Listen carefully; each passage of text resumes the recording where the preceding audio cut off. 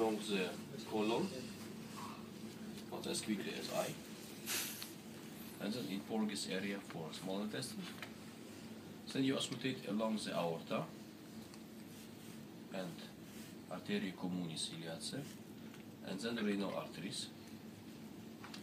And then you auscultate liver, ask if the patient breathes deeply, liver,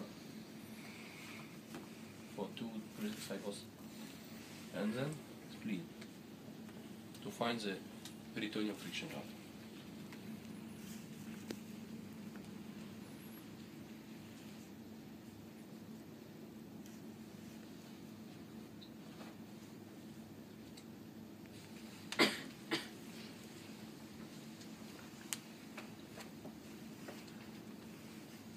Conclusion is very easy. Peristalsis sound is moderate,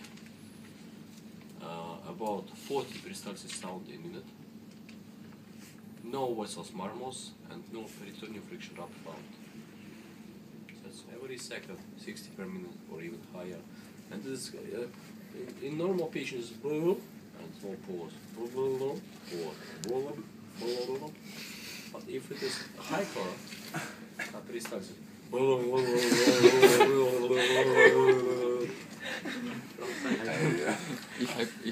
hyperperistalsis is not as dangerous as tomb silence. Oh, You know tomb silence? in the graveyard. Tomb silence, if you auscultate the abdomen No sound. and there is silence like in a tomb. Mm-hmm. Tomb silence. Huh? Because dead, they do not produce some any sounds.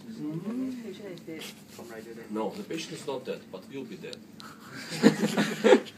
Because tomb silence means usually there is intestinal paresis, and this is usually due to peritonitis or a late stage of